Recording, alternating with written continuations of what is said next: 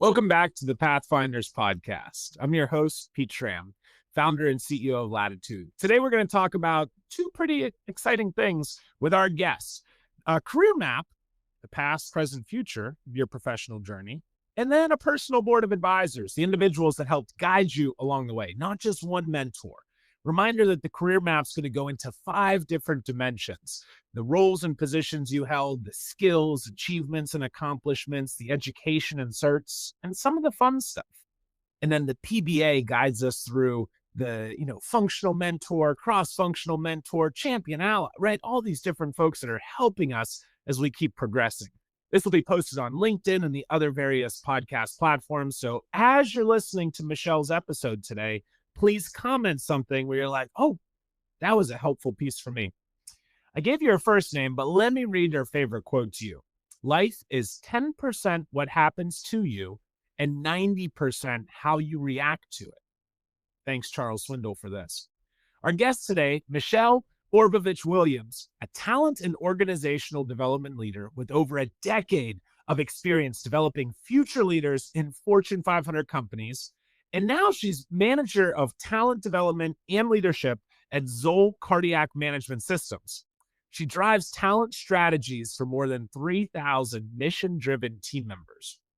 Her career began in retail, advancing from store manager at Bath & Body Works to organizational development manager at Victoria's Secret. She holds a master's degree in business psychology and HR from Franklin University.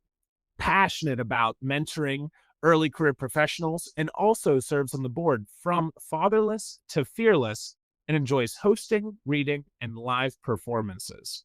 Michelle's the real deal, and it's been a lot of fun to meet her over the last couple of months. I guess we're coming up on a year or two now in the Pittsburgh area, a few months, definitely. Fun fact before we get started, I attended over 200 concerts to date. Maybe we'll hear about a few of those. And we'll hear a little bit about the Candle Day story, perhaps. Welcome to Pittsburgh, coffee-loving yogi, Michelle. Thank you, Pete, for that warm welcome. I am super excited to be here with you today and talk about career roadmaps, and really my career journey is a favorite topic of mine. Of course. I think you've been able to influence a lot of individuals throughout your professional and personal career. And that's really what the show's focused on doing, is how can people listen to your story and say, maybe that's something that really I could explore that for me. Or, I'm kind of wondering, where do I go next? Michelle had some questions along the way. She didn't always know the answers. Maybe, it was an atypical plan. Maybe you had a plan and then it did some of those loop-de-loops and backwards and upwards and arounds, right? That sometimes happens. But the first question we ask on the show is, growing up, Michelle, what'd you want to be? Oh, what do you want to be when you grow up? That's one of the hardest questions to answer, right? Often I ask those I coach, and I still ask myself. Short answer, Pete, is I didn't know what I wanted to be when I grow up. But the long answer is I'll give it to you. So, like any 90s kid, the first thing I wanted to be when I grow up was probably an NSYNC backup dancer. Oh, yeah. Wanted to be a choreographer. But notice I really didn't have any rhythm. And also my my appetite changed too. So then it evolved into actually a marine biologist. Okay. Because I love marine life and dolphins and orcas and everything about the ocean. My mother loved to point out that growing up in Ohio, in Steubenville, Ohio, that we had no oceans nearby. So how the heck was I going to be a marine biologist? It was put an ocean in the backyard. Yeah. No, that really didn't work. Lake Erie wasn't going to help with that. So then I was like, okay, what am I going to do? Still love the sciences, chemistry, biology. Growing up in Steubenville, there was a love of football and sports. And I actually was an athletic trainer in high school. So I was like, okay, maybe occupational therapy. Yeah. Thing. But really what comes down to it when you had to select a major in high school to pursue college, and really the root of my story starts is I was a non-traditional student. College was not going to be part of my story. So I went and declared my major to be nursing because it was more attainable in my story than with diploma program Yeah. in Steubenville, Ohio, so I could go to school while also working full time. So long story short, changed a lot, ended up working to go to school as a nursing student while working full time, as you mentioned, at working at Bath and Body Works. Okay, so talk to me about one of those days. You probably filled a lot of hours, but you wake up, you do X, Y, Z. You go to school, you go back to work. Talk to me about those times that I'm sure you're glad and fortunate and lucky to not have to continue repeating. Ah, yes, those were very, very long days. So if you think about nursing students, they wake up super early. Like we're talking like 4:30 to go and do pre-rounds. Mhm. And then I would go after I would do my nursing classes, I would go and then work in retail. And after I would close stores, then it would be time to hit the books, study, memorize all the scripts and drugs, really medicine drugs I would have to know for the next day. Would really be a day in a life of a nursing student that would also be working to earn and learn at the same time. I like it. Earn and learn. And so did you graduate with the degree in nursing? Because we reading your bio, we didn't really Ah, nursing, right? So at some point there's a changeover. Uh, maybe you did decide to you went to the ocean and everything became clear. yeah. But what happened along that way? Yeah, and that is honestly, Pete, thank you so much for asking. That is what I love to really kick off my journey. So I'm going to clinicals and I'm going to work and I am dreading going to clinicals. But my energy, where I'm filling up my cup, is going to work at Bath and Body Works every single day. I switched, thankfully, for whatever reason, they kept on, held me on after my seasonal time, and I was starting to work my way up from a seasonal associate to a key holder to then I was a co-manager. And I was like, okay, I love my job. What is it about me that I am like loving? My energy is going to Bath and Body Works and not clinicals. And at the same time, my store manager gave me Clifton's StrengthsFinder book, and I took that assessment. And also she just really believed in me, and some other people in my circle were asking me really big, thoughtful questions of why do you like going to Bath and Body Works versus going to clinicals? And the answer was I loved the recruiting, onboarding, training, through honestly seeing the light bulb go off in my team members versus liking and going and drawing blood from my patients, to be really frank with you. And that's when I was like, "Oh, okay." Light bulb switched for me on top of my head, and that's when I went into the office that day at the diploma program and switched my major from nursing to HR, and I never looked back, and it was the best decision I ever made. Wow. Okay. So then you did you get into an HR role there? You said you were climbing the roles in the workplace. Um, did the shift of major help with some of the work stuff? Did you align some of the what you're studying with what you're doing at the day job? Yeah.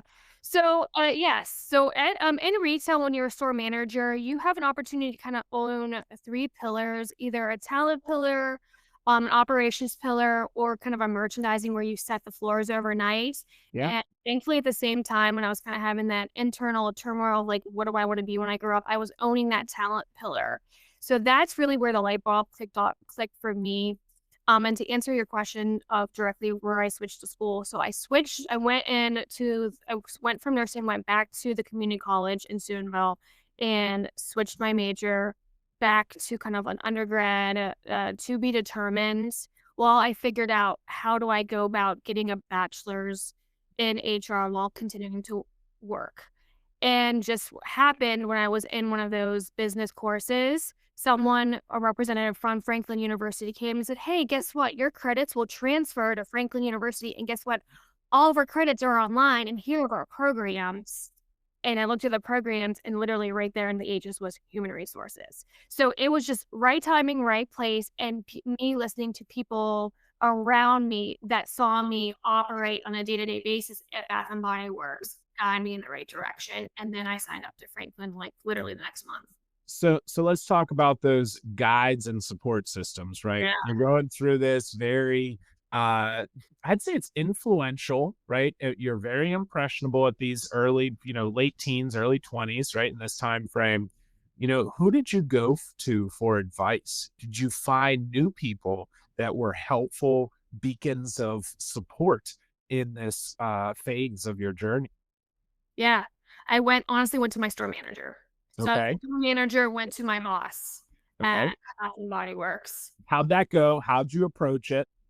She was unconditionally supportive. Wow. Yes. All right. So you've heard me speak and see me present a couple of times. This is where I'd put that supervisor into the superhero category, Yeah. not the super zero piece. Okay. So then a little bit after this, right, you're going to graduate, you finish school, you have all these extra hours a day. I don't know what you're going to do with it. So other than breathe a little bit more and have some opportunity to figure out what you're going to do with your life instead of having two or three sets of things you have to do every single day, what'd you do with that time? Oh, Pete, I wish I could. I said I had that time, but I actually didn't. Okay. So let me give you a little bit of a screenshot of what it was like. So I had a personal life experience happen. I sadly lost my mom. So I took a small pause in school, handled my affairs, and figured out, okay, Steubenville, I don't have any ties now. What's going on? What can I do?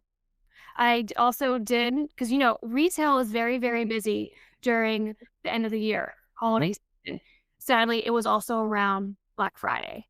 It was in the beginning of December. So I took a pause from my one class at the end of the course, took a pause from classes, took a pause from retail. Thankfully, my newly husband could support me. So then as the new calendar year was a fresh start for me, I was like, what can I do? Okay, I go, you know what? I looked at my newlywed husband. I go, let's get out of Steubenville. So I had a new husband, new job, new city. We moved to Columbus, where it was retail capital for L brands. And I took a role at Alliance Data, where they were known for recruiting people from retail into their organization to help educate retailers on how to sell their credit cards, because they are a credit card marketing loyalty company that services retailers like Victoria's Secret.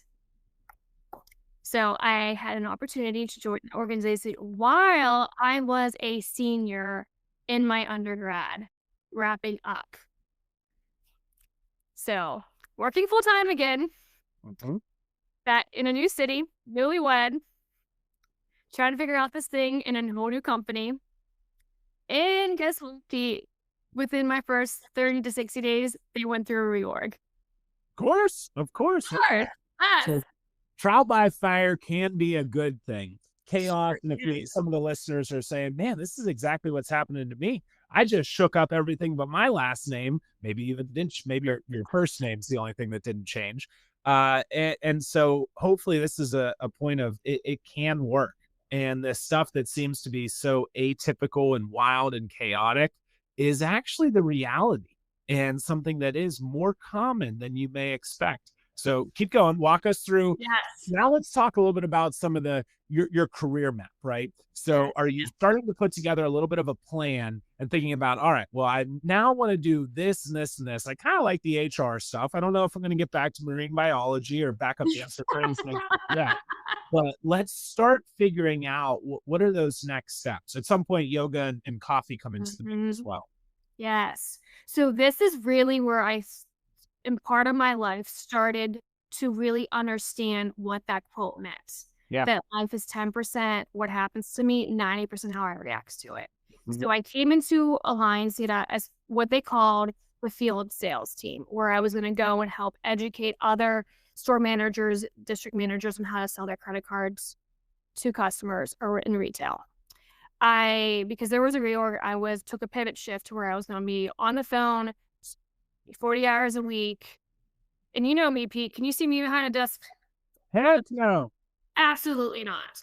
And my goal was to graduate and get into HR.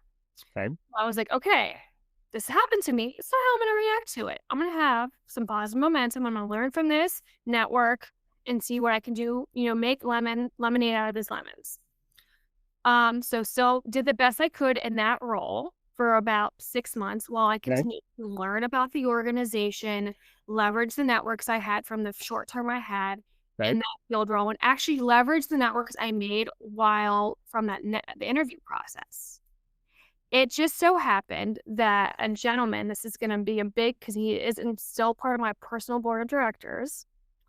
It just so happened that someone that was slated last minute in my interview process interviewed me, had an HR degree. He was tasked with that reorg to grow a learning and development team for a new department for Alliance Data during a period of their hypergrowth. Okay. And he had an opening on his team. And we passed in the hallway. He's like, "How you doing?" I go, "Wasn't part of the plan, but I am rolling with the punches. I'm learning and being optimistic of what I can do for next to, pursue my goals." He goes, "You'll be okay." A couple weeks later, learned about his open role. He reached out to me, he goes, "I want you to apply." I go, "Okay." I got the role, and it was the best role that kickstarted my career in HR. Let's go. So congratulations to that. What's that fella's name if we wanted to give him a shout out? Yes, absolutely will. His name is Randy Egolf. Randy Egolf. Well, we owe a lot to him. So let's break down learning and development, talent development. What feeds into that? Give us Michelle's definition. If there's a couple of pillars, we're not going to go into a whole science project on it, but give us the sparks note, right? What is this made up of?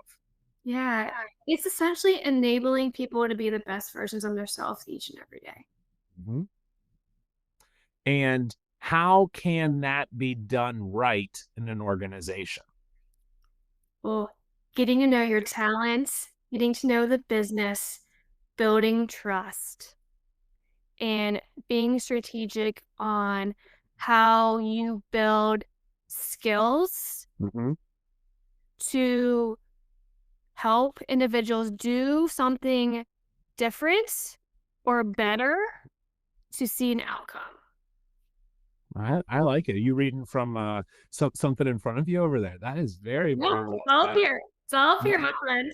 Very, very good. So now let's look at it from a little bit of a different perspective, right? Last couple of years, the world's changed, right? COVID, pandemic. Now people are talking about the quademic, early 2025.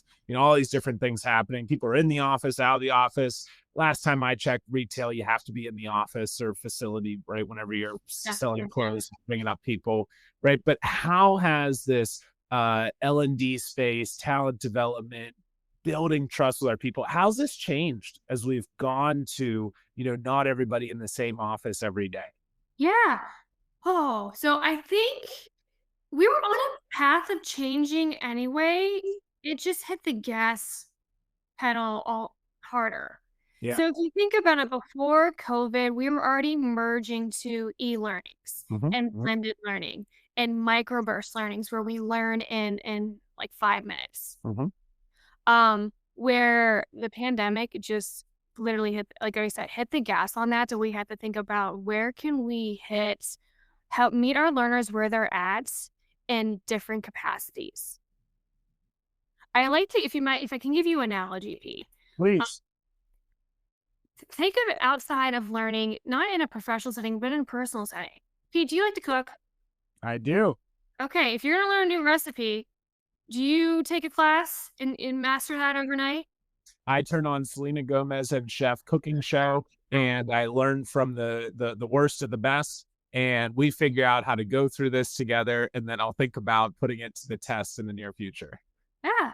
So it takes time, right? You have to either take a class or watch a video or watch Bobby Flay, or maybe you have a TED Talk or not TED Talk or a TikTok video, and then you're gonna go and practice it a few times. Maybe add your own personal style to it before you actually want to go and have someone taste your new recipe. Mm-hmm. It takes what I love to call, the formula of 70-20-10 Yeah. learning out there to really, really build that muscle. Tell us a little bit more about the 70-20-10 model. What's that mean? Sure. So I'm going to do it backwards. 10% of it is formal learning. So either in an actual in-person class, Mhm. you're going to read a book. 20% is learning from others. Mhm. When I learn from each other, or I kickstarted my career learning so much from Randy. And then 70% is actually applying it afterwards. Mhm. OJT. And I like to also add one in there along the way of teaching others, right? So I learned this stuff, the 70-20-10, but then how do I do another 10-15-20, which is paying it forward? And so that's whenever we go above and beyond and we actually have that exclamation point of whenever I can be proficient enough in a skill or a certain area that I can guide others, then I've truly, been able to, I'm not going to say master it, but I'm competent to a certain level. And we take a similar approach whenever it comes to mentors, right? So I'm a successful mentor whenever I've mentored a mentee that can now be a mentor to others successfully. So we're creating others, we're able to hand off what we've learned. Others are able to benefit from this skill that we've developed and instituted and built on over time. I am going to borrow and steal that. I absolutely love that because you Yeah. when you can teach others. Exactly. That's a big piece. All right, back to some of your journey. Okay. So we're building up the personal board of advisors. I want you to share a little bit with us of who were some of the other helpful guides along the way and where you found them. Sure. Okay, so I'm gonna go back to still early career, and then we can build on to it too, because I have a couple Okay. that have really been on along the way. So Randy's one that's still been in my career for 15 years now, off and on. Another one is Dr. Brenda Jones, and she also came early on in my career when I first came into Columbus, and I found her through Franklin University's mentoring coaching program for students. So Yeah. I specifically brought this one up for two reasons. One, sometimes you have to utilize alumni or your organization's resources to ask for support. Yep. And that is what I did. So keep in mind, I told you I had a life event. I had a lot going on, new city, new job, new last name. So I raised my hand and said, "Hey, Franklin University, you have this great resource. I'm going to ask for help." Mhm. And Which a lot of students don't do. Right? We've done different mentoring programs with various universities, high schools. So many people say they're going to come to me, right? And that's not the alums saying they're going to come to me. It's the students saying, all those people that they're going to come to, they're going to hand me a job. So good on you. thank you. Yeah. So Dr. Jones came into my life when I really, really needed it. Probably wasn't the easiest student, but we built that trust, and now she's literally probably even not only a personal board of directors, but she's Auntie Brenda to my son too. So like that is the trust we built. So that is one. Also, she's like I said, she's been through every milestone in my career to date, highs and lows. So now, when we continue moving on, Keep going. Give me one or two more. yeah. So then also another one kind of midway point, we can talk about where I'm at today in my career. I have another one, Mike Casement. I'm going to give Mike a big kudos too, and he's going to blush when he listens to this, and he told me he would. Met Mike through my Cardinal Health experience, and we just had mutual connections, mutual experiences. We're like, we how do we never met? And Mike is one that has offered to be a mentor and a personal board of directors.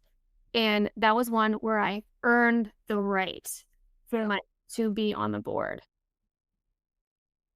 And now Mike was one that helped me today make the right choice in where my next career will be, and asked me those really thought-provoking questions when we made the move from Columbus to move back to Pittsburgh.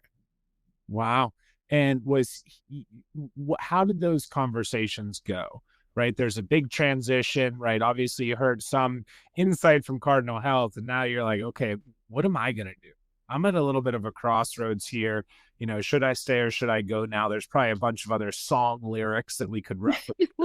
We go through this, but, did you have certain questions ready? Did you, ask him for just general advice? So let's get into a little bit of the nuts and bolts, right? We're interacting with our mentors, mentees. What are some of those best practices and those career navigation processes? Because, hey, as we keep going through 2025, I bet you that some people are going to change jobs on their own accord, and some are going to be not on their own accord.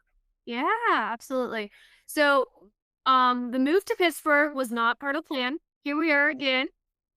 10% didn't really happen. BNY called my husband, gave him a great opportunity. He looked at me and I'm like, all right, let's just make the move. We just finished flipping the house, but let's just go.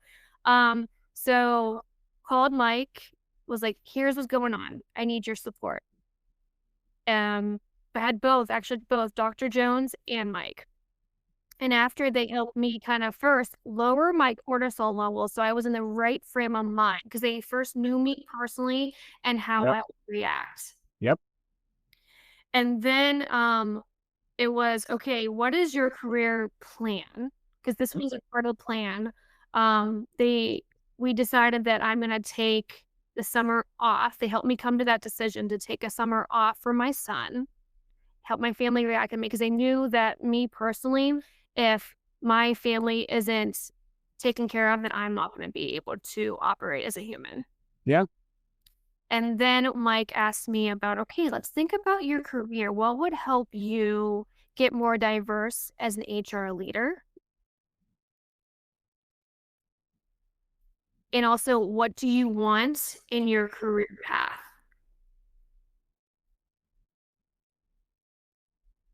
Okay. And what came up? What types of roles I need, and what type of industries and business models.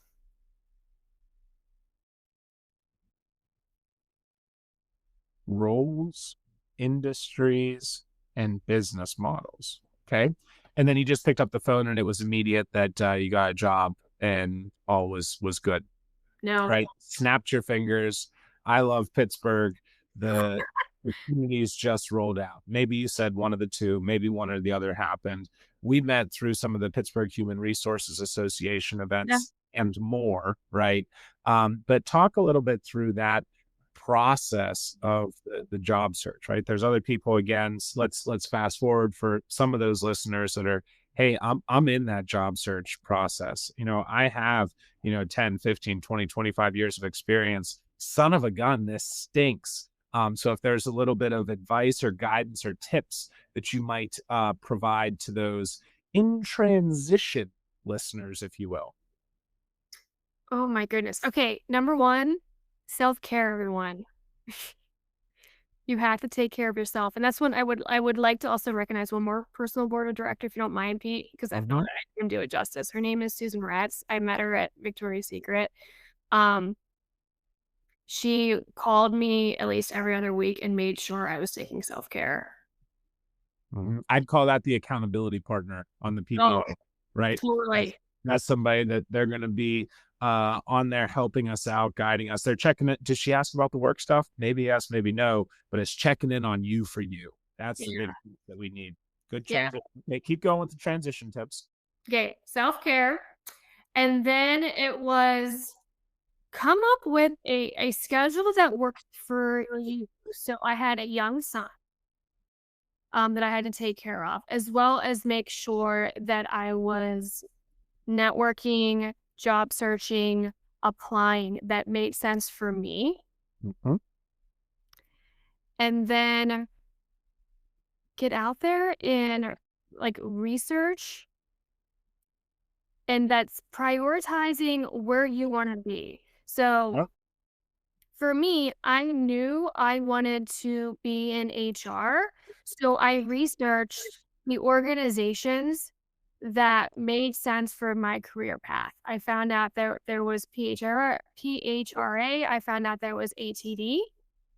And I was like, okay, which one would have the biggest span that I could prioritize my time this summer, knowing that my son was out of school and I still had to give him my energy.